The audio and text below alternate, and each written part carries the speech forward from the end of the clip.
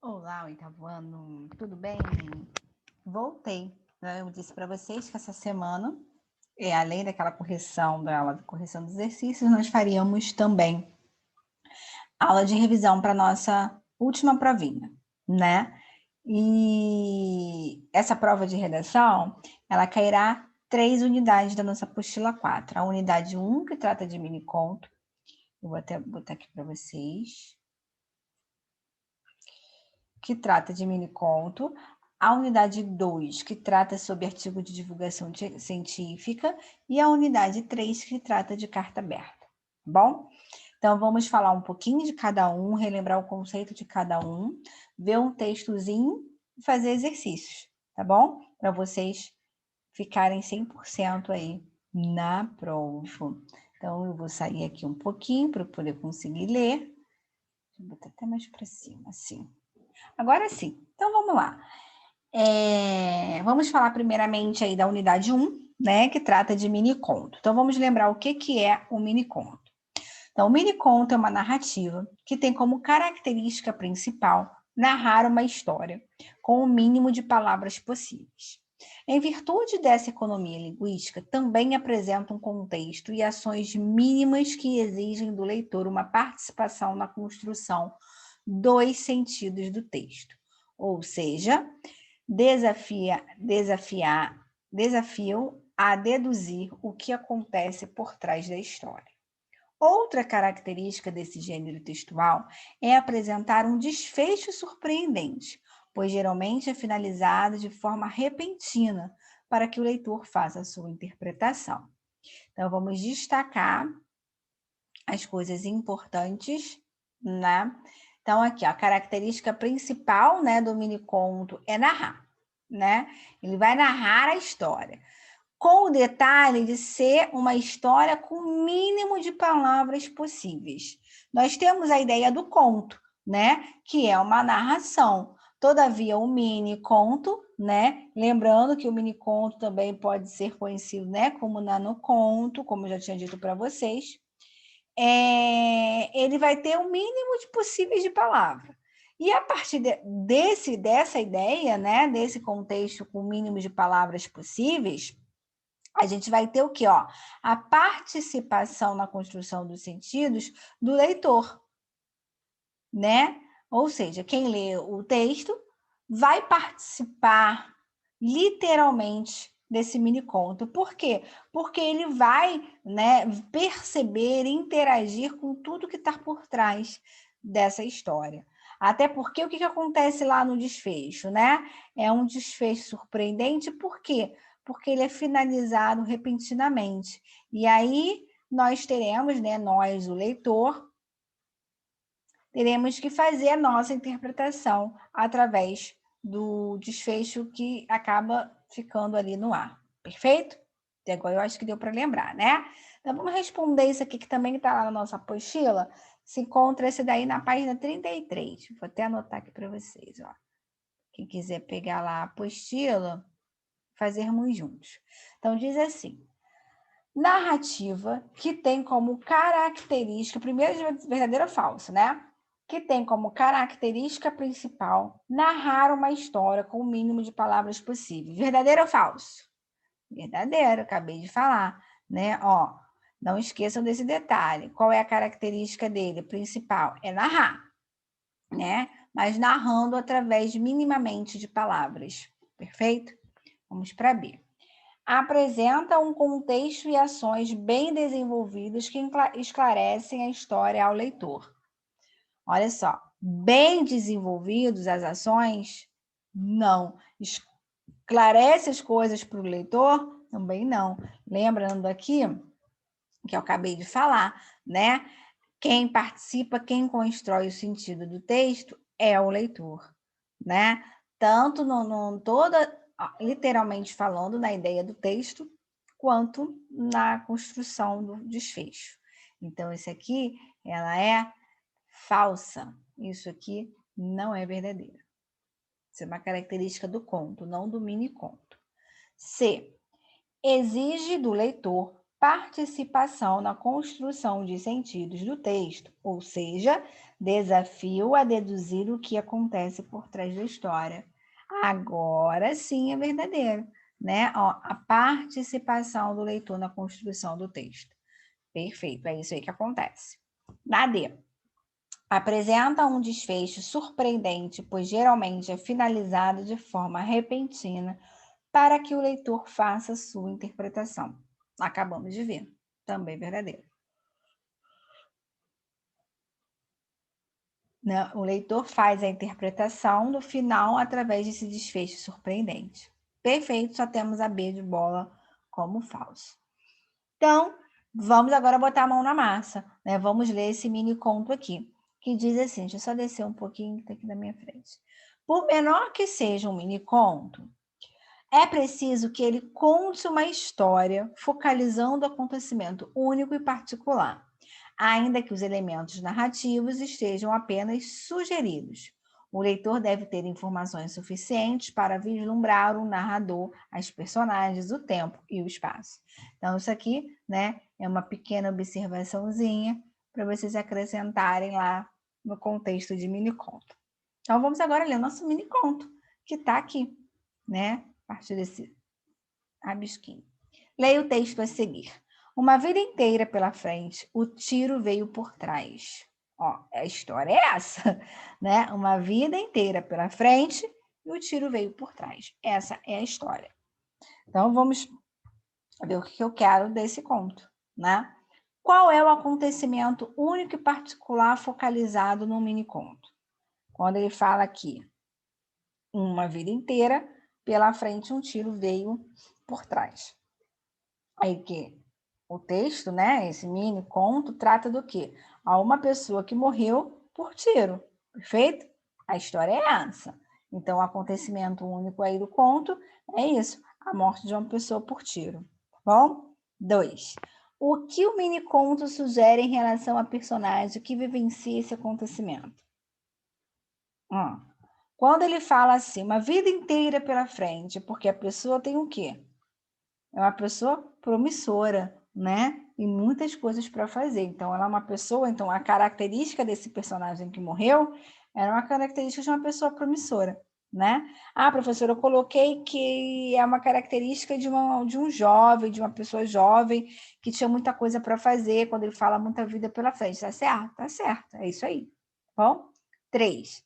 O acontecimento único e particular cria um contraste com a caracterização da personagem na narrativa. Explica essa afirmação. O que vocês colocariam aí? Bem, vamos lá, né? Quando ele fala dessa pessoa que levou um tiro e morreu, aí ele continua. O acontecimento único e particular com contraste da caracterização da personagem narrativa. O que a gente pode supor daí, né? Que a pessoa, na verdade, ela tinha uma vida inteira pela frente, como ele fala, já que ele morreu por tiro, né? A morte, ela não foi uma morte feita naturalmente falando, vamos dizer assim, né? A pessoa estava muito doente, acabou morrendo, como a gente fala, causas naturais, mortes naturais, né? Não, essa personagem aí é uma personagem que era cheia de vida e acabou sendo assassinada, né? E aí essa é o contraste do texto, porque ele fala com uma pessoa cheia de vida e que morre através de um tiro. Então o contraste está aí, é uma pessoa que não morreu de mortes naturais, né? Como a gente fala, estava doente e acabou morrendo. Ela foi assassinada. Então esse aí é o contraste. Então, aqui está o nosso gabarito. Na 1, né, a pessoa morreu com um tiro. Na 2, que era uma pessoa promissora ou otimista. E na 3, olha lá, um acontecimento único e particular, uma morte por causas não naturais, cria um contraste com a caracterização da personagem como um jovem, cheio de vida, pela oposição entre morte e vida. Ok? Podemos, então, dar andamento no nosso próximo gênero textual? Alguma dúvida aí com o mini-conto? Espero que não, né? Então, vamos lá. Falando agora do artigo de divulgação científica. Né? Vamos ver o que trata o artigo de divulgação científica. É um gênero textual que tem como objetivo expor à sociedade assuntos sobre conhecimentos científicos, estudos e pesquisas relacionados a determinada área do conhecimento. Geralmente apresenta citação de falas de autoridade no assunto e dados estatísticos, bem como imagens e gráficos, a fim de complementar, confirmar ou ilustrar a informação apresentada. Nesse gênero, as afirmações são apresentadas de forma clara e objetiva, por meio de uma linguagem acessível ao público a que se destina. Nossa, professora, você leu, mas eu ainda fiquei meio confuso, não consegui entender. Então, vamos lá, né? Então, assim, vamos primeiro a ideia do qual é o objetivo, qual é o objetivo do artigo? Expor à sociedade assuntos sobre conhecimentos científicos. Ou seja, ele tem uma ideia de estudar pesquisas, né? Então, vai ser baseado a tudo conhecimentos científico mesmo. Por isso que o nome é artigo de divulgação científica, porque trabalha com essa ideia, né, de estudos, de pesquisas, que relaciona alguma coisa, né, determinada, algum tipo de área de conhecimento. Eu não posso dizer que é uma coisa específica, é determinada a uma área de conhecimento. E aí ele faz esse estudo, que a gente diz que é um estudo de divulgação científica. Até aí tudo bem, né? Aí ele começa a complementar as informações. Essas informações, geralmente, ela vem comprovadas com algumas coisas, né? Ele dá aqui alguns exemplos, ó, fala de autoridades, dados estatísticos, imagem, gráfica, o que a gente chama de citação, né? Porque eu tenho que comprovar tudo aqui dentro desse artigo. E aí eu digo que tem citação, tá bom? Até aí, ok, né? Aí ele fala agora aqui sobre as informações, que tem que ser clara e objetiva, né? Com uma linguagem acessível ao público. Mas o que é importante a qualquer público?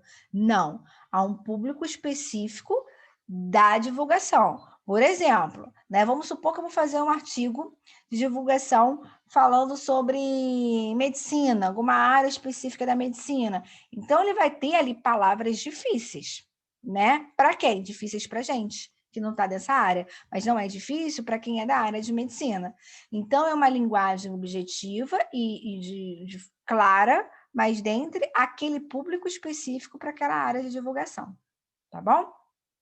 Foi? Então, vamos agora responder essa aqui, que se encontra na página 58. Vou anotar aqui para vocês. 58. Aqui. Chegamos ao final da unidade e é hora de relembrar os conteúdos. Para isso, leia os enunciados a seguir e responda as atividades. Então, aqui ele quer que você coloque os tópicos do artigo de divulgação. Então, vamos lá. O que a gente pode falar, né? Ó, a gente pode voltar aqui. Ali, ó. Primeiramente, a gente pode pegar aqui o objetivo, né? Vamos botar isso como número 1. Então, você vai dizer que é um gênero textual, né? Que tem como objetivo e expor à sociedade assuntos sobre conhecimentos científicos. E aí, se você quiser complementar, coloca o que está entre parênteses, estudos e pesquisas relacionados a determinada área de conhecimento. Não pode esquecer esse finalzinho, tá? Se você quiser conhecimentos científicos relacionados a determinada área de conhecimento, também está valendo. Não tem problema, não precisa colocar o que está entre parênteses. Aí, aqui ficou como 1, né? A gente coloca o objetivo. Vamos fazer o 2. Vai ficar aqui. O 2, né? A gente pode complementar aonde eu coloquei aqui para vocês, logo embaixo, né? Que são as informações apresentadas. Não, vamos deixar essa como 3, essa aqui, as apresentadas, vou colocar como 3. Vamos pegar aqui no meio, que é os dados estatísticos, né? Que é a apresentação de citação. Então, a gente pode colocar aqui, ó, apresenta, vamos começar daqui, ó. Apresenta a citação de falas, autoridades no assunto e dados estatísticos, bem como as imagens e gráficos, né? E aí a gente continua. Para que é isso tudo? A fim de complementar, confirmar ou ilustrar a informação apresentada. Então, esse aqui é o meu número 2. E para fechar, o número 3, como a gente colocou aqui, né? Que as informações, elas são o quê? Apresentadas de formas claras, objetiva e por meio de uma linguagem acessível ao público que se destina. Perfeito? Desfecho aqui a número 3. Então, vamos colocar a mão na massa. Aqui é o nosso gabaritinho, que eu acabei de falar, que está destacado ali no texto. Vamos ler um artigo de divulgação científica para a gente responder. Então, vamos lá. Por que devemos ter cuidado ao andar descalços na areia? Caminhar pela praia e fazer belos castelos de areia. Brincar descalço no parquinho, livre, leve e solto. O que pode ser melhor? Qualquer que seja a sua preferência, vale a pena registrar que onde a areia é quente e úmida pode haver seres microscópios, causadores de doenças, os geomintos. Gel significa terra e eumintos, vermes. Logo, estamos falando de vermes que passam parte da vida na terra. Alguns contaminam cachorros, gatos, aves e outros bichos. Já outros pegam carona em nós, humanos. A fase adulta dos geoeumintos é sempre dentro do corpo de um hospedeiro. Acontece que o verme precisa do solo para a eclosão de seus ovos e para passar a primeira fase de suas vidas, a fase de larvas. Mas como esses ovos vão parar no solo? Pelas fezes dos animais contaminados. Um cachorro, por exemplo, contaminado por geoeumintos, ao liberar suas fezes na areia, libera junto com elas os ovos do verme. Esses ovos podem ficar vivos no solo por muito tempo. Em alguns casos, por anos, até eclodirem, deixando sair as larvas que podem ir para dentro de um animal e continuar seu ciclo de vida. Opa, mas como as larvas vão para dentro de um animal?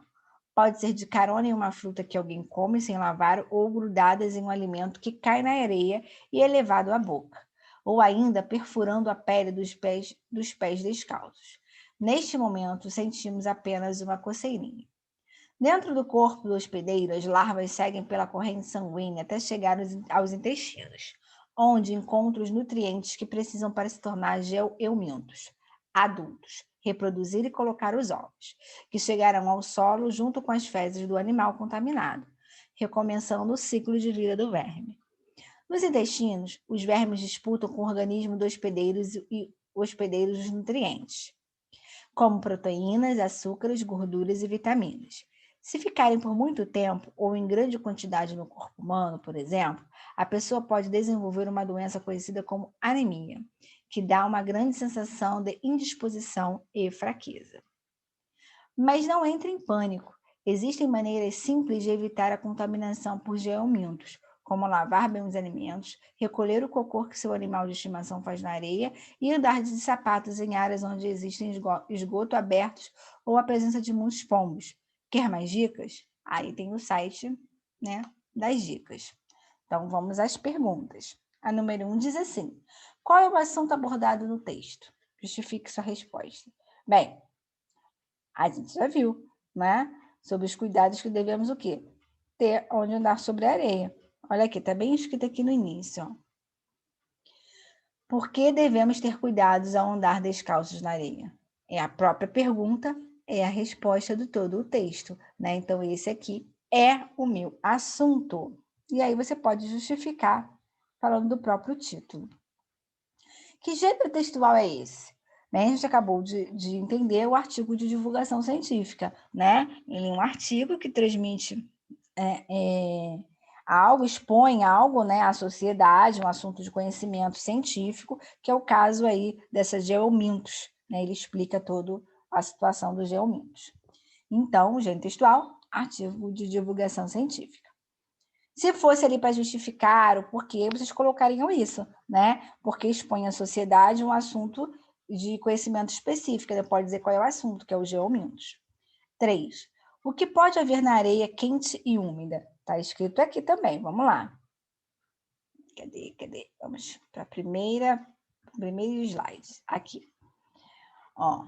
Caminhar pela areia e fazer belos castelos, brincar descalço. Qualquer que seja a sua preferência, vale a pena registrar que onde a areia é quente e úmida pode haver, aqui ó, a resposta, seres microscópicos causadores de doença, os geomintos. Essa é a minha resposta da questão 3.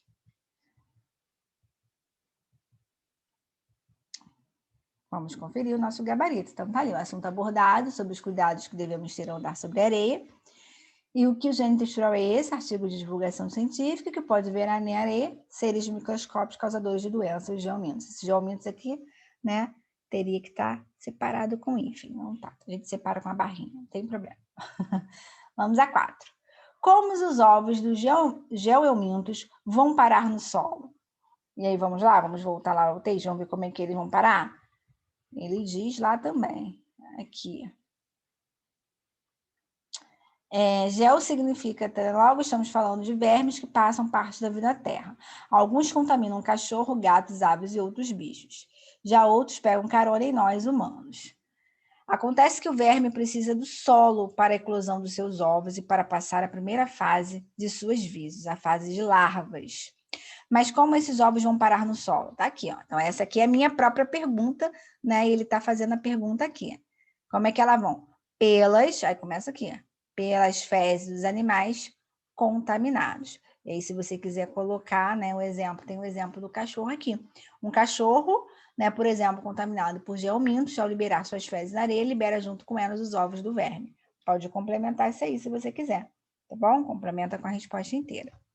Vamos voltar agora para ver a 5, que diz assim: quais nutrientes os vermes disputam no organismo com o organismo do hospedeiro? Então, vamos voltar lá e vamos ver o que ele disputa aqui.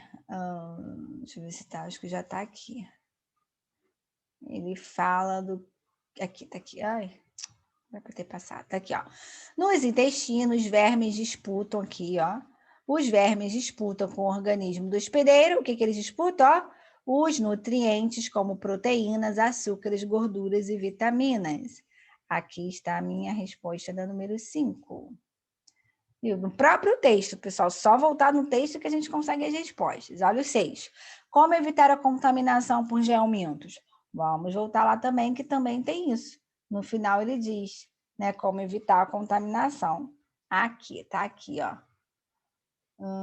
Existe maneiras simples de evitar a contaminação por geomintos. Aí, ó, quais são? Aqui, ó. Lavar bem os alimentos, recolher o cocô que seu animal de estimação faz na areia e andar de sapatos em áreas onde existe esgoto aberto ou a presença de muitos pombos. Essa é a minha resposta 6.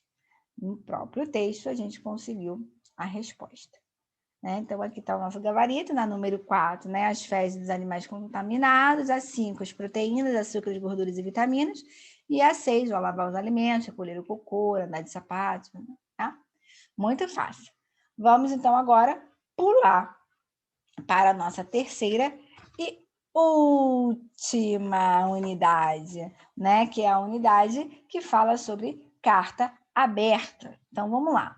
Carta aberta é um gênero textual argumentativo, produzido por uma única pessoa ou por um grupo de pessoas, que tem como objetivo divulgar uma reivindicação ou um manifesto público em relação a determinado problema. É destinada a alguém que tem o poder de solucionar a problemática apontada e, normalmente, é vinculada pelos órgãos de imprensa. Tem um título que costuma apresentar o destinatário ou o remetente e o assunto abordado. Então, essa aqui é uma matéria mais recente que nós vimos, né? Então, vamos ver o que é a função. É um gênero textual argumentativo, tá? Que pode ser produzido tanto por pessoa quanto por grupo. E qual é o objetivo? Divulgar ou reivindicar um manifesto público, tá? Através de um determinado problema. E vai ser sempre destinado a alguém, né? Que esse alguém é alguém que vai ter o poder de solucionar a problemática, que na verdade nem sempre funciona, né? Ele tem o poder, mas ele não soluciona o problema. E aí a gente não pode esquecer isso, eles são vinculados aonde? Nos órgãos de imprensa, tá bom? Isso aqui também é bem importante. Então, vamos responder isso aqui que está na página 83, que a gente praticamente acabou de ver, né? Os tipos de produção, todas que tem aí. Aí ele bota ali, ó, os objetivos, a estrutura, o remetente, onde é vinculada. Então, qual é o objetivo? A gente viu aqui, ó, divulgar. Aqui, ó. Qual é o objetivo? Tá aqui, ó. Divulgar uma reivindicação, um manifesto público em relação a um determinado problema. Perfeito? Isso aí é bem importante. Então, vocês anotem isso aí, tá bom? E a estrutura? Qual é a estrutura da carta aberta, né? Ela tem uma estrutura e você vai colocar ou o remetente ou o destinatário, que ele até diz aqui, ó, tem um título que costuma apresentar o destinatário, o remetente, o assunto abordado. Isso aí vocês também têm que colocar. Ah, professora, eu posso dizer que é um gênero textual argumentativo como estrutura? Pode também, não tem problema, você pode dizer. Que é posso complementar com que é produzido por uma pessoa ou por um grupo? Também pode, porque isso aí é a estrutura. Ou ela é escrita por uma pessoa, ou ela é escrita por um grupo, né? E ele argumenta algo, tá bom? Tem um destinatário e tem um remetente dentro da carta. Isso, né, a gente tem que sempre estar colocando. E onde é vinculada? Aí está escrito ali, ó, é vinculada pelos órgãos de imprensa. Vou colocar também. Então, esse aqui foi o que a gente acabou de falar, é o que a gente destacou ali na frente. Tudo aquilo aí tem que colocar. Então, vamos agora praticar, porque acho que só praticando que a gente consegue matar aí essas informaçõezinhas. Então, vamos ler a carta. A escritora faz cartas virtuais para amigos e desconhecidos. Começou com um hobby para ajudar os amigos. Hoje, Elisa Mota já publica mais de 90 cartas abertas em sua plataforma digital. Escrevo desde criança. Meu avô, Hildebrando Afonso de André, nossa, que nome, né? De André, era professor de português e me inspirou a começar. Textos, cartinhas para amigos, familiares, a escrita para mim sempre foi a forma mais verdadeira de se expressar, explica Elisa de André Mota, paulista de 32 anos que escreve cartas como hobby. Formada em publicidade, propaganda e administração de empresas, Elisa trabalhava com as palavras, mas sempre no intuito de vender alguma coisa. Queria algo mais verdadeiro e menos marqueteiro. Aquilo não era bem o que eu queria fazer, conta ela. Empreendedora, Elisa decidiu lançar o próprio projeto digital na plataforma Medium, onde lançou seus primeiros textos, que, segundo a autora, eram uma grande vazão dos seus sentimentos. Um dia, uma grande amiga veio até Elisa e disse que não estava bem. Foi quando eu fiz uma carta para ela, e ela me respondeu que era exatamente aquilo que ela precisava ouvir. Percebi que queria escrever para os outros, e não só para mim. Conta. Elisa postou a carta no Facebook e perguntou se alguém mais gostaria de receber. Na hora, 30 pessoas comentaram pedindo para receber cartas também. Fui escrevendo, postando e marcando os endereçados, que iam compartilhando a carta que recebia. Quando vi, tinha gente que eu nunca tinha visto antes pedindo para receber uma carta minha. Rememora. Pedidos por inbox também pipocaram. Alguns tinham vergonha de pedir a carta publicamente. Percebi que algumas pessoas tinham medo do que eu pudesse vir escrito na carta. Ao mesmo tempo, em que queríamos recebê-la. Esse é um hábito que não morreu, apenas se modificou. Um pouco com a tecnologia, comenta ela. Elisa sentiu-se desafiada ao escrever para desconhecidos, mas descobriu que não havia dificuldade. A autora conta um pouco de si, do momento que está passando, abre sua vulnerabilidade e não economiza na poesia. Quero que o destinatário se lembre do quanto é importante e de como ele tem valor. A carta é um afago, completa. A autora já escreveu mais de 90 cartas abertas em sua plataforma. Então, vamos lá. Vamos à pergunta. O assunto do texto é a publicação de cartas virtuais por Elisa Mota, a escrita de cartas na era tecnológica, os sentimentos despertados pela leitura de uma carta e a relação de Elisa Mota com a escrita. Isso está muito fácil, não é? Já bem aqui no início do texto, olha lá.